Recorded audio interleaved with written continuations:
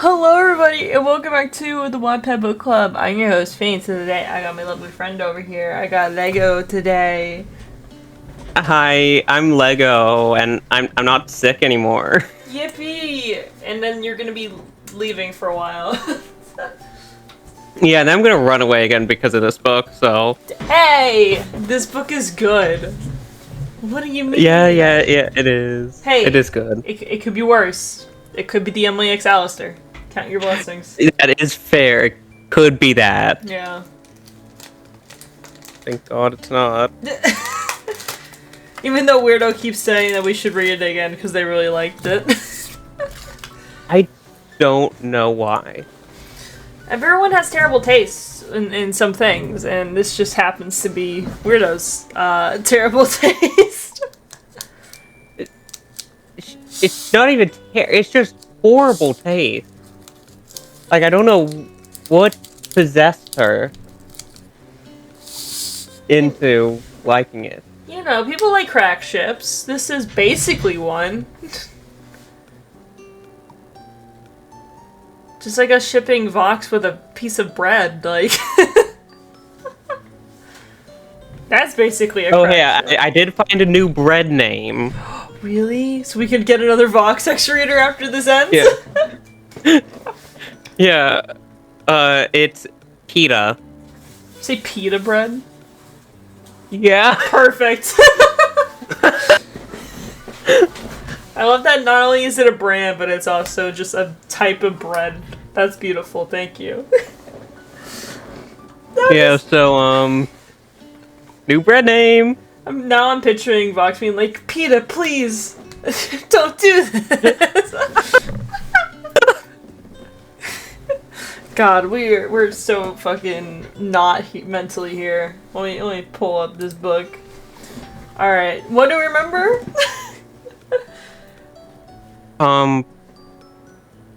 That we are in a very, interesting relationship. Yes. That it is we drink and we get in the bed together. Basically. Relationship.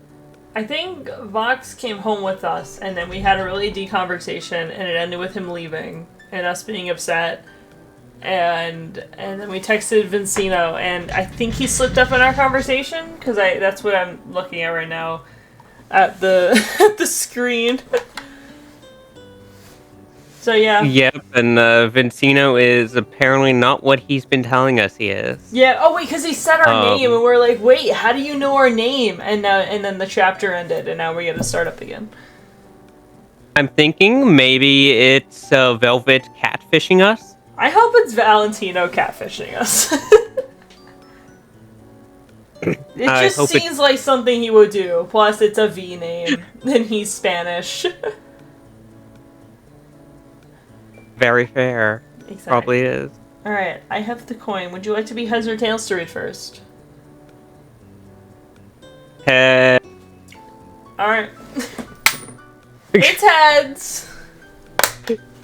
I'm not sure if I should be happy or not.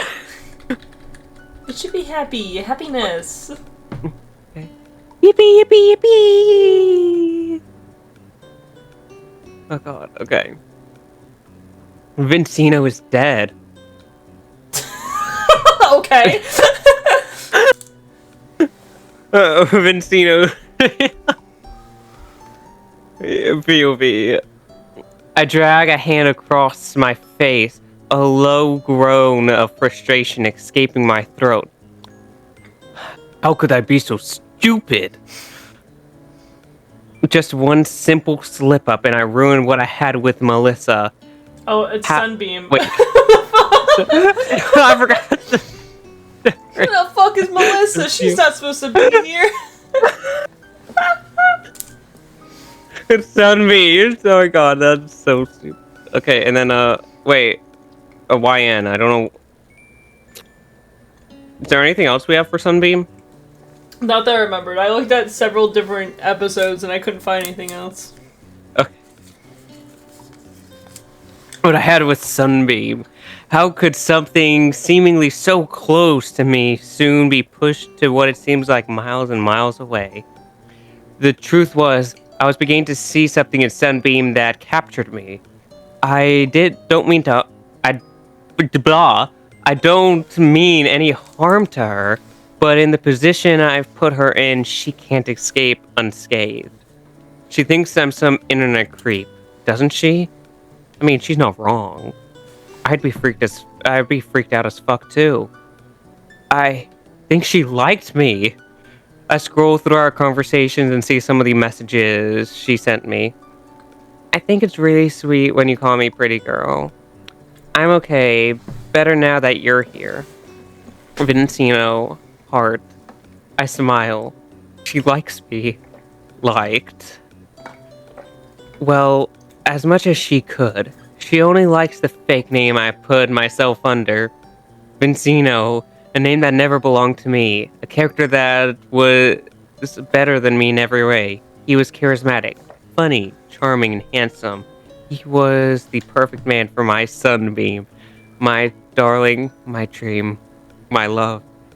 I stare at the last text she ever sent me, rereading it over and over again.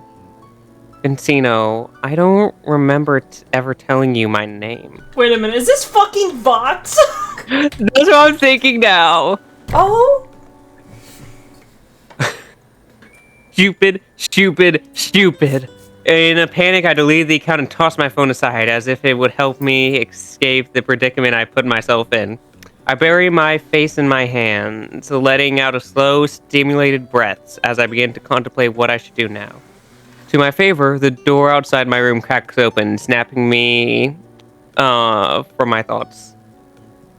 Vox, Velvet calls. I look up at her and nod. Hey. So it was Vox. Oh my god. I can't believe this. None of our original answers were right. Fucking creep. You always put your hands on everyone, and I hate it. What? This is accountant in Harmer.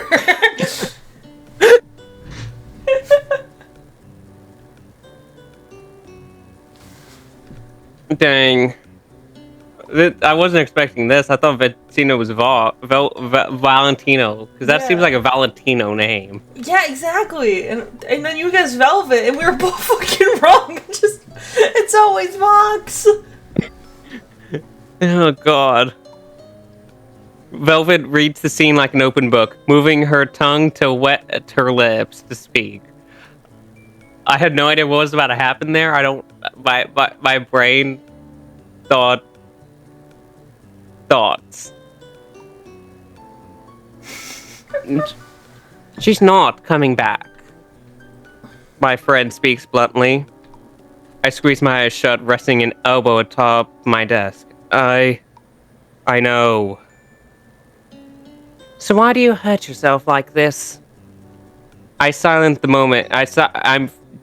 I'm choking for a moment, allowing my chilly midnight air from the open window to my lungs.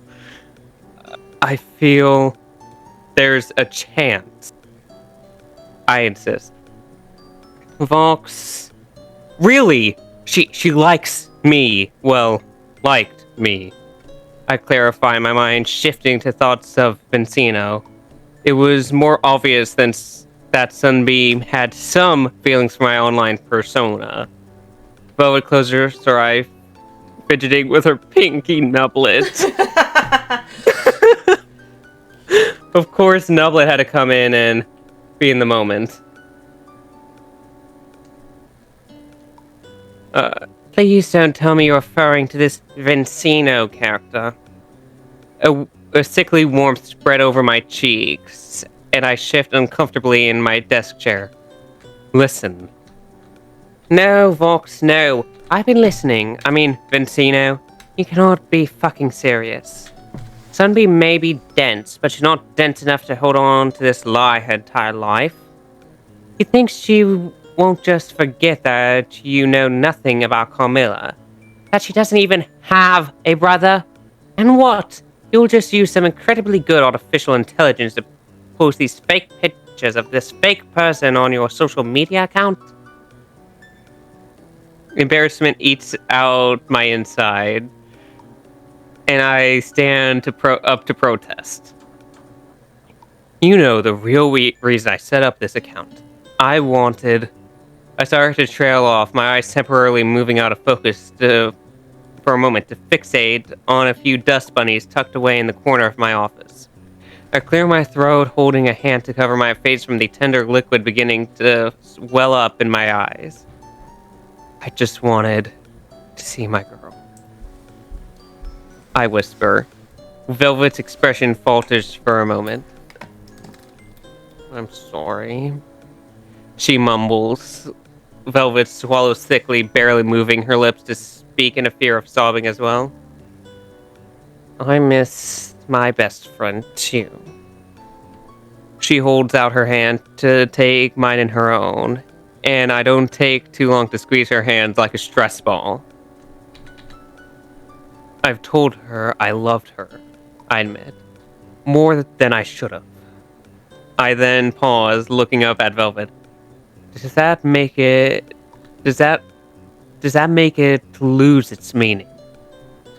Is it not special? She shakes her head. It's just as special, she assures me, and I believed her. Vincino is dead, I say, the words set in. I don't think Velvet understood what I meant as well as she could have. I was saying it more to myself, yet it was true. Okay, Velvet says in a coy smirk playing along with her mouth. And who's going to come in? Vincino is dead, but I'm not. Me, I say. If Sunbeam could love Vincino, she could love me twice as much. But I can only pray the right words would recklessly spill from my lips, if only I had her voice. All would be spoken, and all that was needed to be said would be for us to mend the damages we carelessly refer to as our love. I'm gonna kill myself. This is awesome.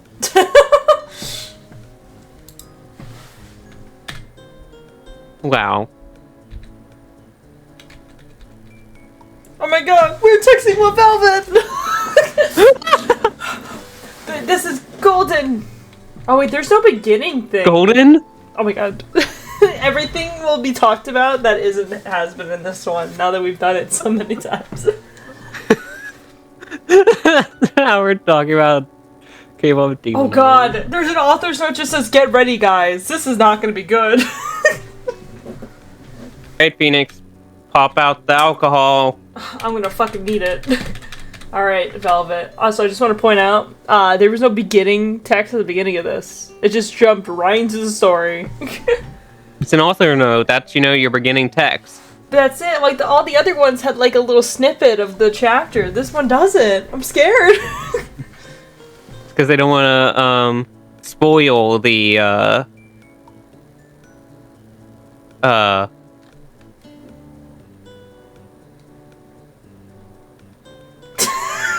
Alright. Yes. Okay. Alright. Vel. Vox is hurt. What? Wait, are you for real?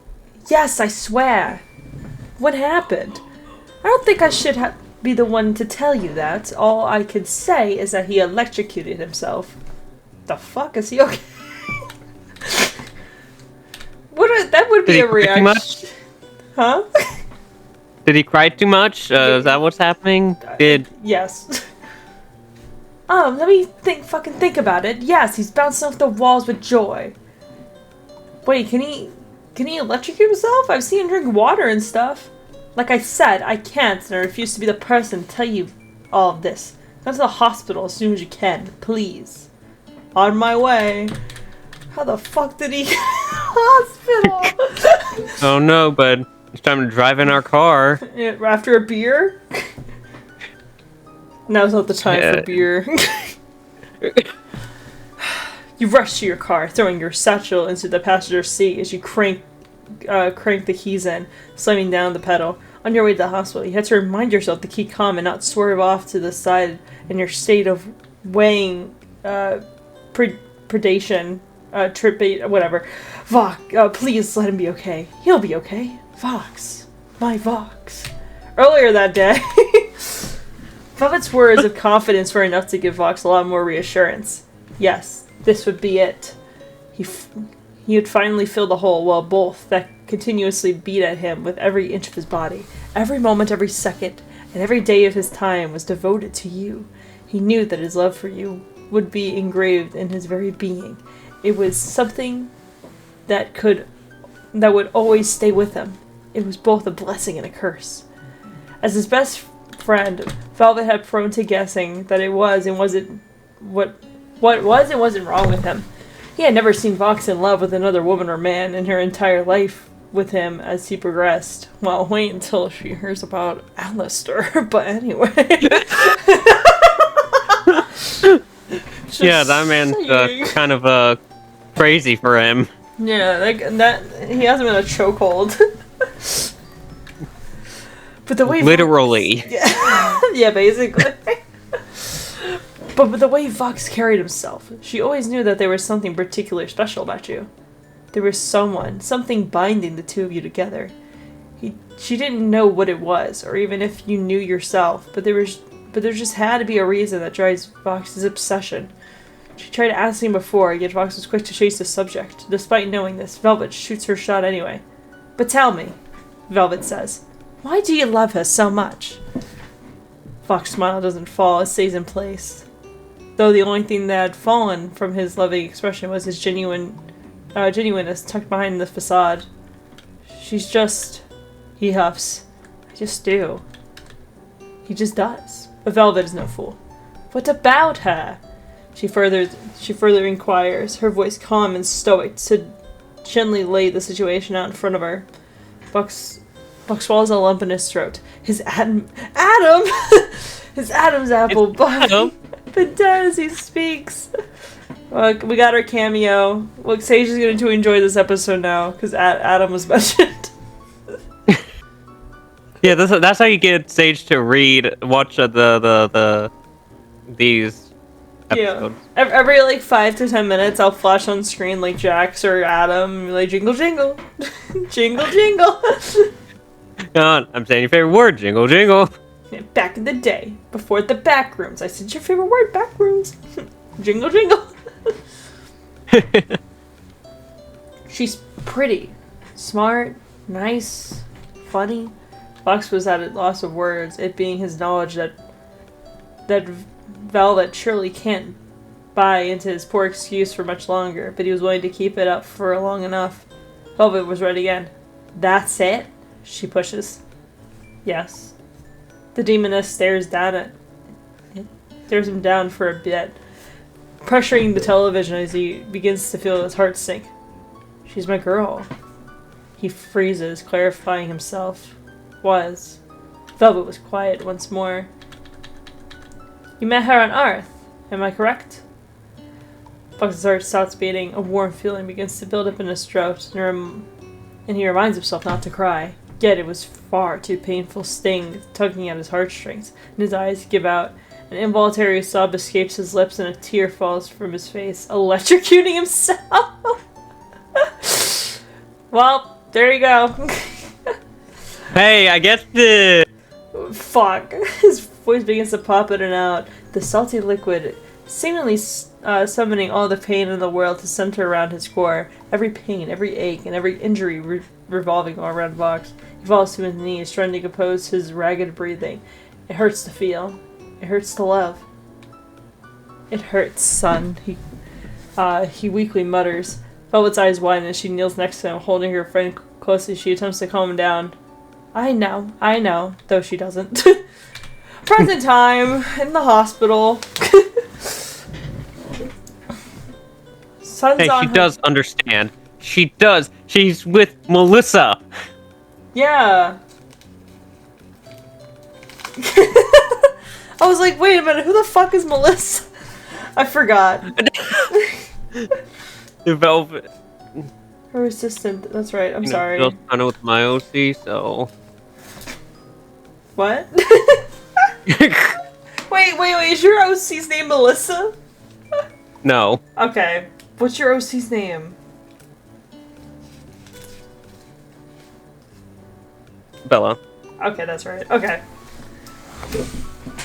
Sorry, I forgot it. Yeah, no. But Melissa's her assistant. That's right. So, I forgot that they have names. Wow. Look, listen, a lot of the fandom thought Vox's assistant's name was Peppermint for the longest time before it got revealed in season 2 that it was Ethan. Peppermint? Yeah, everyone thought it was Peppermint. Why? I don't fucking know. Someone said in the fandom and was like, yeah, I guess we have to agree with it. We don't have any other evidence that says it isn't. It happens. No, that's fair. Yeah. Sun's on her way, Velvet informs Vox, resting a careful, manicured hand on his shaking claw. Clearly, Vox was pale. Oh, currently, his Vox was pale and hooked up to numerous tubes from his hospital bed. He carried heavy luggage under his eyes and occasionally flickered, only causing him to yelp out in pain even more. A state that, under normal circumstances, he would die from Matt's humiliation. Velvet winces, retracting her hand. You called Sun? He asked weakly, his voice barely above a whisper. The doll nods, a small smile cracked at her tainted lips. I did. She's here to help. Vox's breath hitches and he sits up. No, he mutters. Oh, no. Velvet pushes him back down, her eyebrows pinching together. Hey, stay put. Relax. She's on her way. She repeats, as if her words could somehow soothe Vox's rising heartbeat. I sense a fear. Give him a heart attack. Yeah, yeah, right before she comes in. A sense of fear starts to overshadow Vox, and frantic panic fills his heart. She can't be here, he whispers. Of course, Velvet thinks. He's worried about her seeing him in a vulnerable state. She won't judge you, the demoness assures him. She'll love you no matter what. No. Continuously repeats. Vox wants nothing more than to tear away all the wires and pipes binding him to the hospital bed, wanting to run out and tell you not to come in. Vox? No. Velvet smiles as you enter the room, allowing you to take her seat perched next to Vox's bedside. He's been waiting for you. You give a little nod, sitting down next to the weakened Vox. It broke your heart to see him in such a dreadful state, the handsome, confident man you had grown to know and love, looking so wrecked. Oh, I think I remember you. A doctor whom you don't recognize abruptly says, confirming Vox's worst feels. It's been a while since you've been here. He smiles. What, 5 years? Confused, you offer a polite smile. I'm sorry, but I think you're mistaking me for someone else. No, your son. I treated you after you died. He wet his lips, beaming once more. Who, what? Wait! What? How's Vetty? You part your mouth to speak. I'm sorry, who? Vanette, your daughter. What? Huh? We had a daughter? Get the hell? I guess before we died. What? Oh, wait. Trigger warning. Mentions of suicide, depression, loss, grief, and insanity. Good luck. I get the insane one. Oh, God. Deep breaths.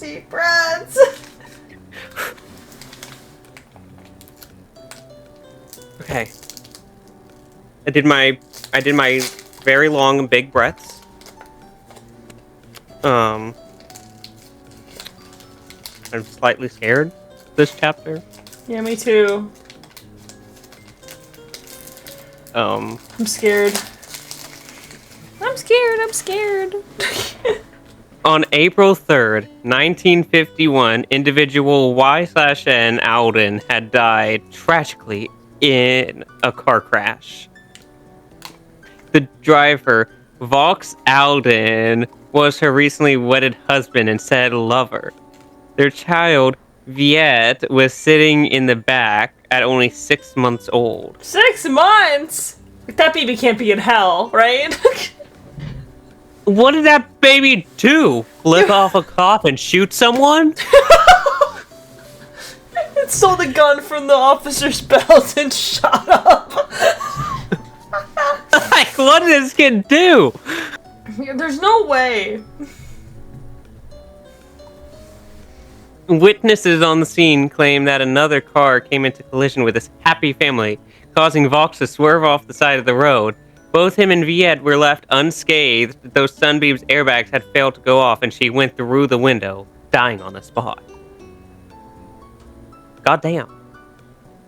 Oh! Vox claimed that Sunbeam was a sweet, loving girl, and professionals began to worry for his mental health, as he continuously repeated he wanted to return to his sunshine. Their worst fears were proved correct upon hearing that Vox died of suicide a few months later, crushing his own head with a television. What a way to go out!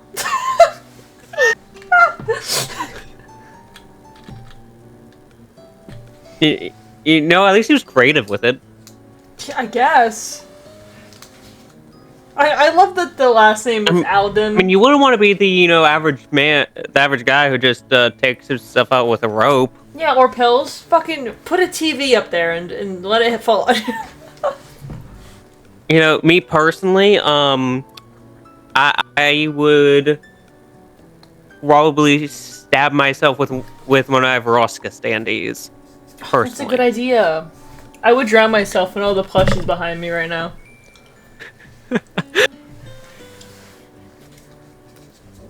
Then, well, apparently now we're also, talking about how we'd kill ourselves. Yeah, this is now demonetized. Thank you for watching. It's fine.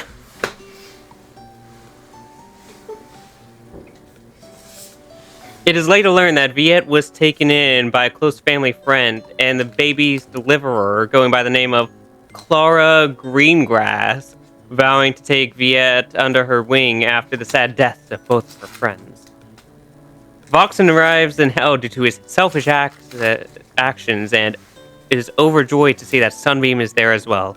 His heart ripped in two once he finds out that she suffered from severe amnesia, only remembering to be at a certain point when the two only began dating. She's no longer in love with him the way she was when they were married in the living world, nor had any memory of Viet at all. From there, Sunbeam only knew Vox to be a boyfriend whom she had mild interest in. Damn. Vox began to adjust to these new circumstances, never telling her about the lives they could have, but almost had. Even today, he claims that they eventually did fall in love, but Sunbeam never understood the way he did that their souls were somehow connected with one another's. That every path they were to take, their lives couldn't help but intertwine. Yet, on May 23rd of 2 years ago, Sunbeam broke off their relationship with Vox and claims that she had lost feelings. Vox never had really gotten over the two, and he never shared his depressive tale with anyone. He was sometimes viewed as insane and even clingy by some, as to no one fully understood why he was so obsessed over her. Now, I should have read this whole chapter with Katie Killjoy's voice. Ah, shit. Run it back. No, I'm kidding. I'm reading this whole thing again. Oh, wait, we're getting it back. The text is back on before the chapter. We're saved. Oh, that's what you're on about. Yeah. There's a little bit of reassurance, like they'll put it in. I'm like, oh my god, what the fuck's gonna happen in this chapter? Alright, cardboard. No, when I get my own place, I'm gonna get like a cardboard cutout of Vox and have it in my room somewhere. Just on the off chance I do face cam for like something, you're gonna see it in the back. No, that'd be cool. Exactly. I wanna get Brassica? Yeah, like some Verostica or like a Velvet. Maggie. One. Mira. They do sell Mira ones on Netflix's site. I really hope the Hazmotel website offers more, because they had the Angel Dust one, but I want the other people too. Also, thankfully, I may be moving, so I may get a space just for cardboard cutouts. Please, God, I want. Oh god, oh my god, this is gonna be interesting. Alright. Sunshine? Oh, Fox. Alright. The car ride home was silent. Fox's stay at the hospital had only been a few hours. Enough time for you to be filled in by the nurse, whose name you learn was Clara, an old friend of yours in the living world. She had watched her child, Vinette, after you and Vox had died after you and Vox had died along with delivering her.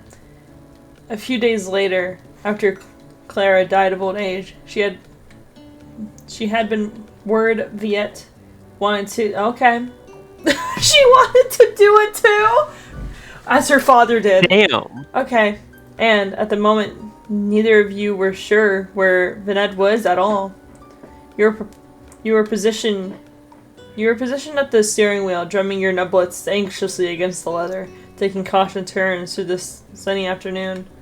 So, let me get this straight, you finally say, tilting your head whilst one hand carelessly guides the two of you over the pavement. Vox is in the car with us? Alright. Sweet. We were married. Driving in my car. Right after a beer. We were married. We had a kid. Then I died in a car crash. How much of my memories did I lose? You lost memory of our wedding and everything after it, including V. Or Vi. He swallows a lump in his throat. The car is silent as you make a left turn. You didn't know how to feel. You felt like you should be more upset, to cry even, but how were you supposed to mourn a life that you couldn't even remember? Fox clears his throat. How much do you remember? What's your last memory? You think for a moment, letting out slow breaths. Well, I remember us at a coffee shop. We were dancing together, and everyone else began joining in. She smiled at the memory. Oh, you smiled, fuck. It was the last thing you could remember as your life as a human. He smiles a bit. I remember that, he says. We loved each other, you know? He reassures you, resting a claw on your arm. Your face heats up a bit, and you keep your eyes on the road, but it was undeniable. You believed him. I did love you, Vox. Not just in the human world. Vox's smile falls a bit into a more saddened expression. I know, son. But did you ever understand how much you meant to me? He asks, wearing a hopeful expression. Well, you said you loved me. A lot. I think that says enough, right? I mean, it's a big deal to be in love with someone. It's not something that happens to everyone. You pause. I mean, I loved you too, Vox. Ah! His lip quivers, and it goes unnoticed under your gaze, which is fixated on the busy traffic ahead. Do you still love me? You were silent. Yeah, I like you. No, son, love me, Fox says. You begin to slow the car as you pull into the V tower, finally hitting the brakes. We're here. Come with me. And it wasn't a question. It didn't seem like something you could say no to either. Yet you remain scared to think of what will occur inside. The last thing you need was another fight with him. Okay, you said quietly, stepping out the car. The time up the walkway is quiet, but not completely. Whilst your mouth was quietly content, many unspoken promises and vows linger in the small space between, all which have failed to spill out. Fox leads you to the elevator, his nublet sinking into the button that elevates you to the top floor. There is, to your gratitude, no annoying elevator music to heighten the awkwardness. He leads you to his office, just as Vox-code as you recall it to be. The walls are a navy blue to match his theme, and the desk is illuminated by the fair glow of the newly installed LEDs, and of course the annoyingly long aisle over his cheek bottomless pit. Oh, yeah. I want to show you something. Okay? Bugs crashes down to pull out a locked drawer in his desk, retrieving a small cardboard box. With delicate hands, he carefully lifts the withered flaps. You peek over his shoulders to see what's inside, yet his monitor head blocks your view. You don't have to wait long because Vox holds up a picture frame to your face. It was you and him in the human world. How the fuck did he get this? I'm gonna ask that. Like, how did they get the, technology? IMP. Oh, that too. Yeah. Did they hire Blitz to go grab a photo? You know what? That's canon now. That's exactly what he did. I mean, like, just remember the song Brighter where he, like, summons the same, like, staff thing that he used as a weatherman? He probably just did that shit. Oh, yeah, fair. Yeah. It sings a whole song just to summon a photo. Yeah. Beautiful. Your hair was styled in a way that made you look like a princess. You wore a simple but beautiful white dress. Vox's hair was combed back slick with hair gel, a deep scar cutting over his eye. He held you bridal style in his arms, your face peppered with 1,000 loving kisses, each a courtesy of your newly wedded husband. You were left speechless, tears pricking at the corner of your eye. You could tell how happy you were that day, and you didn't even remember it. You never would. The sadness in your heart begins to deepen once Vox shows you the picture of Viette in this photo. She's a small baby. Her skin is wrinkled from crying, but she has your, blue eyes and Vox's hair. She was beautiful. I mean, just knowing what we know now, just with Vox's backstory and whatnot, I'm like, damn, that baby could have had the heterochromia. Yeah. That shit would have been so cool! Life with you at that moment seemed to be full in ways it hadn't. Wait, does heterochromia get passed down, genetically? What, heterochromia? Yeah. I feel like it does. I mean, same thing with, the six-finger thing. It can be passed down. I don't know if it was, passed down or if it was, a random chance. No, I'm not fucking. I'm gonna look that up now. Heterochromia. It wants to fill it in with heterosexual.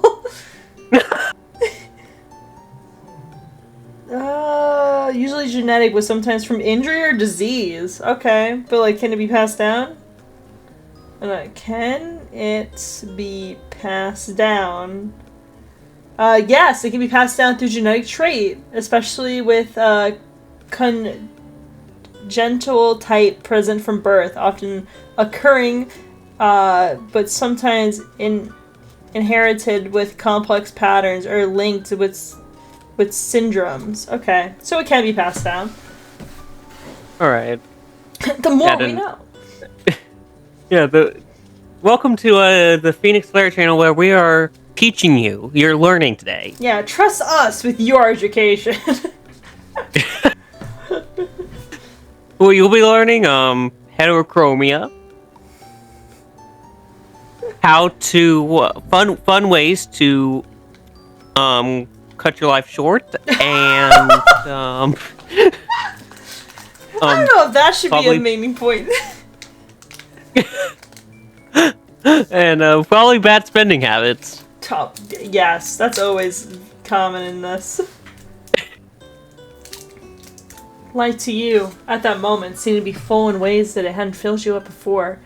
It was more than a fantasy novel than your reality that could capture how in awe you were.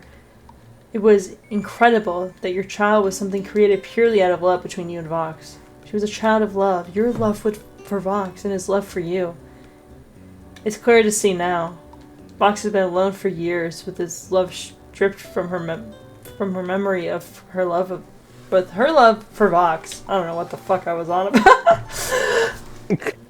Her child was forgotten, and on the other side, to be left alone. And Vox had no one to share his grief with. It doesn't take a genius to see why he was so persistent as he was when you had left him for what seemed as so heartless now. Sunshine? Oh, Vox. And without a second thought, you threw your arms around his neck, pressing a, finally, loving kiss on his lips. And this time, it finally felt right. Oh my god, cinema. Huck smiled against your lips, tears spilling down his eyes as he let off a sob. He's gonna fucking electrocute again! Oh, we just got out of the hospital! Yeah. Let us off from your kiss, son. You pulled back, a smile tugging at your lips as your thumb brushes away the tears on his face. Now, there was no need for him to cry anymore. No, not anymore. Not that you're finally here, and I love you, you whisper, pressing your forehead against his. I didn't know how to say it before, but I love you. I always have. Wait. Vox wears a shaking smile, pulling one last thing from his pocket. Our wedding rings. How the fuck did he get this shit? He really did do a musical number to get this. He did just 2 musical numbers, one to get the photo and one to get the rings. Yeah. And this dude must love musicals. Yeah. Hell loves musicals. Are we reading another? Yeah. One more. And then the next thing, next time we read this, will be the end of it. Oh my god. We're almost done. What the fuck am I gonna do? Apparently, Snowman by Sia. Shit. I gotta do Snowman? Alright. Right? That's what the song is? Yeah, Snowman. I can't press it or else I'm gonna get copyrighted, so. It's Snowman. Okay, wait a minute. Why is there a trigger warning for fluff? Okay, so Fluff isn't smut. No, it's like cutie shit, like holding hands, cuddling, and all that kind of thing. Like making out is probably the most extent to fluffs. So why do we have a trigger? What type of fluff is this? Wait, they're gonna be renewing their marriage. What do you mean trigger warning fluff? I'm putting that in quotes while you read.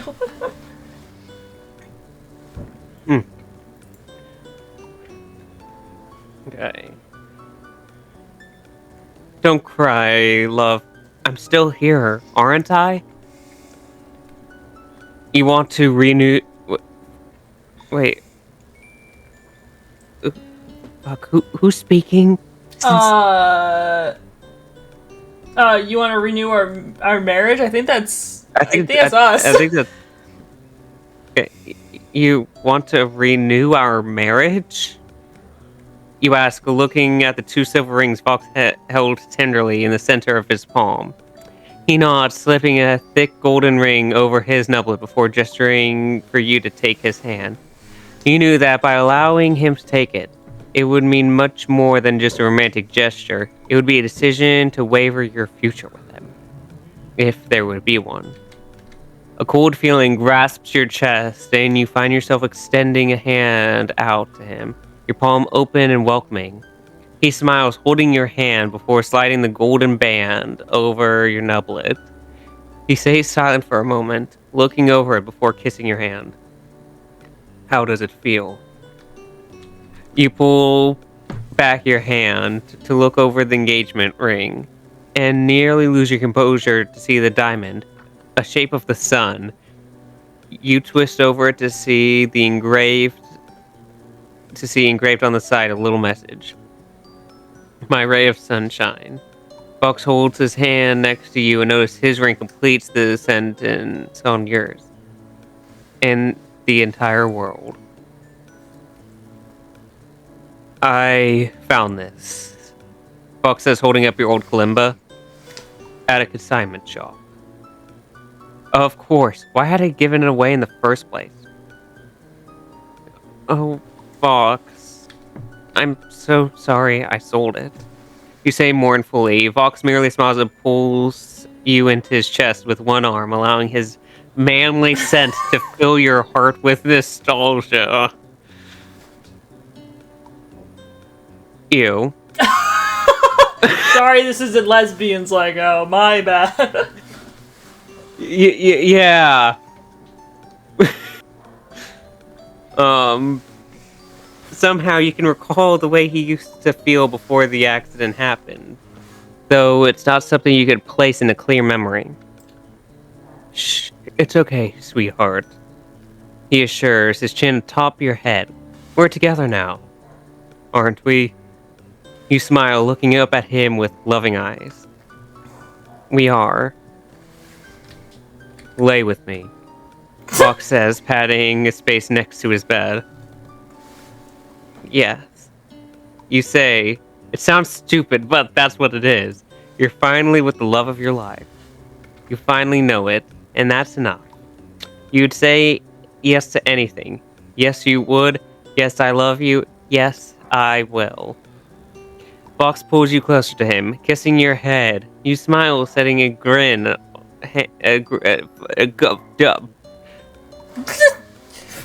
You smile, setting a hand on his chest as you gaze up at him.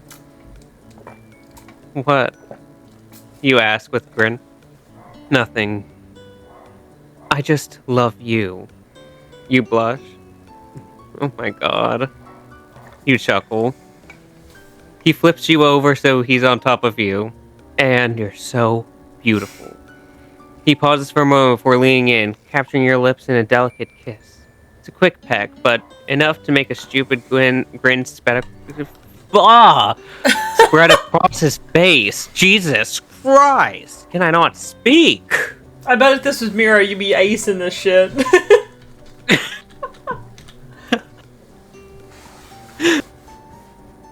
She flips you over so she's on top of you. Yes, I would. Either that or I'd be even worse. You can do better than that, you taunt. Boxing in again, deepening his previous kiss whilst keeping you pinned to the mattress. After a few moments, you part your lips, silently giving him permission to slip his tongue in. Vox doesn't hesitate to seize the opportunity, gently lifting your tongue to tangle with his. Wow. All while the I can see why there's a trigger warning. Your lips fight for dominance, while the kiss grows to become more heated. Your nublets claw at his overcoat, and he pulls back, breaking the kiss for a moment to toss it aside, leaving him in his sweater vest. His monitor brightens a bit, illuminating your soft features beneath him. Wait, you say. Fox smiles, falters for a moment. His heart stops in the thought that you might not want this anymore, that you don't want him. Out of the corner of your eye, you see him anxiously eyeing his wedding ring. I just want to tell you, I've been talking romantically with someone else. You see his face grow to an expression of envy, and you're quick to clarify with yourself. But I'm not talking to him anymore. I want to tell you. No more secrets, no more hiding. Just don't hate me. What was his name? He asks, lightly. You pause. Vincino. It's then that Vox breaks out into a grin, and he starts laughing, deepening your confusion. What? You ask. Sunbeam. That was me! Your expression falls into realization. You had told Vincino so much about Vox, how you felt about him, and Vincino didn't exist in the first place. What? You repeat. I set up the social media account to spy. He clarifies that, so to talk to you. Uh-huh. And you did talk to me. I just missed you, he confesses. You wouldn't talk to me, so I thought you'd talk to someone else. He smiled. I did. Tina was great, but I liked Vox so much better. You say bringing his lips to yours once more. I would be furious. Yeah, but like, why in on that good kush? So like, leave Sun Meme alone. She's already have amnesia. Okay.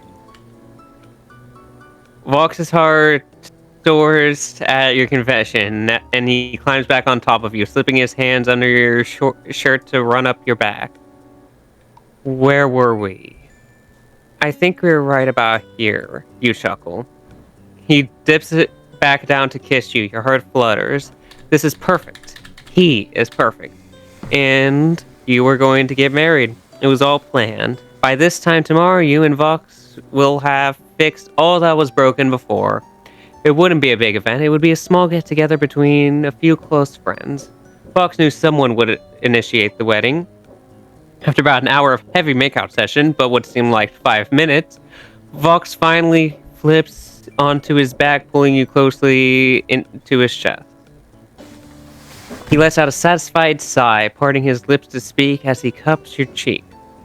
I love you, and I don't think I'll ever stop, because I have every intent on keeping it that way. You feel your eyes heat up with tears and your cheeks flush. You think of everything Vox had been through, losing you, his daughter, his entire life, and he's finally with you. That's all I could ever ask for. You tell him, your voice beginning to crack. Don't cry, love. He smiles. I'm here, aren't I? But for how long, and at what cost? He pauses for a moment, his eyes filling with tears at the contentment. I'll be here, for as long as you'll take me. There'll be no cost. He looks to the side, blushing before he opens his mouth to speak again. Things are finally going to end up the way they're always supposed to be. Once we get up there. Once we get up there and snag that angelic throne. Oh, you know, dude. for a second, I felt like this was not about to be fluff. Yeah, I was like, what the what? I was like, wait. I'm like, I swear, fluff is what I said it was earlier. I wouldn't lie about this.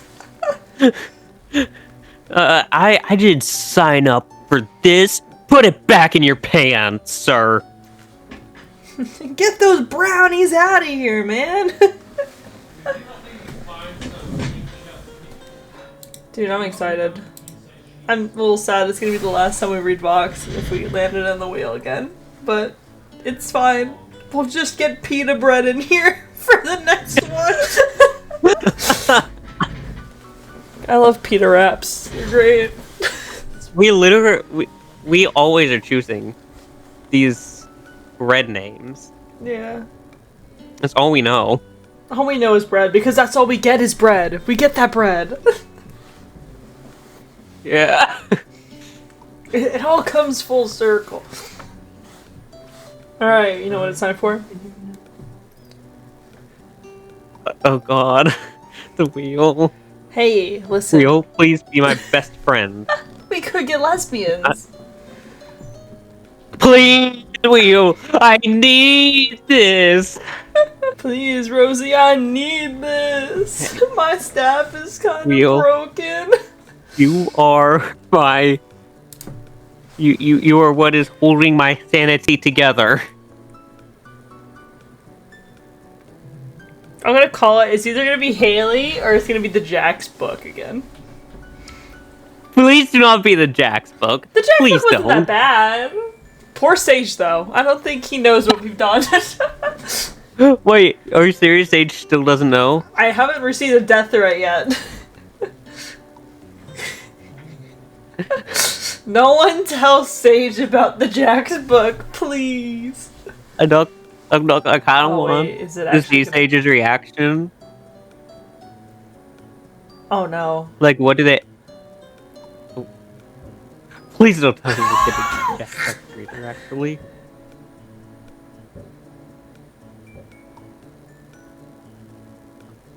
Please. Oh! Wheel. Oh! Oh! I hate you. I am so Alright. sorry. I guess Sage is about to learn. Dude, look at this. Look at that. I know! We almost had witch lesbians. Sorry, man. It happens. Alright, where's the British gun? The British gun? Yeah. Where's the AK-47? Okay. We'll be okay. Just don't... No one tell Sage about the Jack's breeder. If nose could be the end of humanity as we know it. Yeah, it's the end of both of our lives if Sage finds out about this. We'll never get anything from them again. Yeah. Yeah, next package I get from them is a fucking bomb.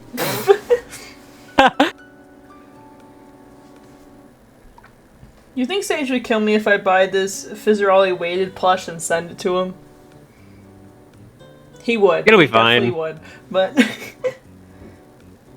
You know, it's a late Christmas gift. It's a New Year gift. Oh my god, Happy New Year! I could already hear it now. Like, I would buy it and let him know, and I could hear it. He's just gonna go like, Phoenix! Why did you do this? Why? Angry British noises. Yeah, it's the same. He uses the same tone with me when he says my name. Anytime he types out Phoenix, I could hear it. I could hear it all the way over from the pond.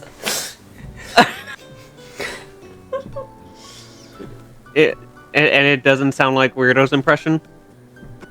Yeah, it's way better than Weirdo's impression because it's Sage.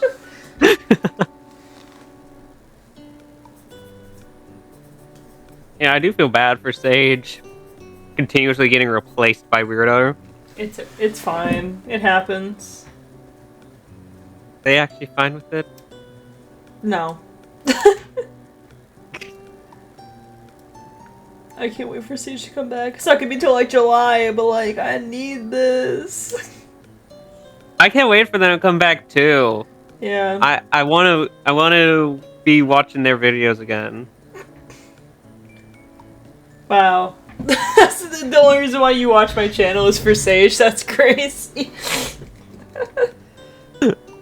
I watched the Polytrix video with Jolene, and I watched your merch videos and your Minecraft videos.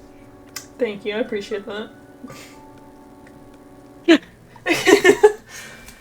Anyway, guys. And if you did do Lego Star Wars, I would watch that. I would love to see your interpretation of the story. Oh my god, yes. I need to find we need to find the Wii games because they remodeled the house and then now we can't find any of the Wii games. But trust me, if we find them, I will play Lego Star Wars: The Complete Saga.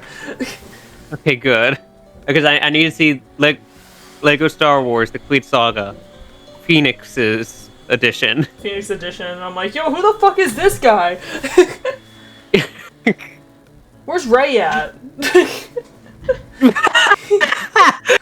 Alright, that's how you get hung. Anyway, thank you guys so much for watching. I appreciate it. Lego, thank you so much for joining. I really appreciate it. Oh my god, you're welcome. I love it here. You know, it's totally not very depressive at times. Very nice here. Yeah, it's very They cozy. have good weather. They have all right weather here.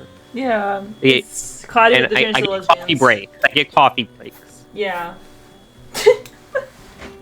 I would work for Phoenix again. Would recommend.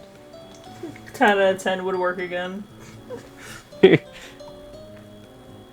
yeah, there's a playlist on screen with all the other Wattpad book club ratings I've done in the past. The last one, the Waluigi Part 19, should be up. So if you haven't seen that one, go check it out or just binge watch the entire series. It's a long fucking story, man. We get through 2 chapters every episode. How many chapters is there? A lot. They just called that there's gonna be an ending, and we're getting up to it. It's gonna be a while, but we're getting there. But yeah, anyway. You all go watch that and let me know how good it is. It's really good, Lego. It's super good. You would love it. There's no lesbians in it, I'm sorry. But, like, Damn. there's hot women, nonetheless. Fair. But anyway, my name is Phoenix. That was Lego, and we'll see you guys next time. Bye! Bye.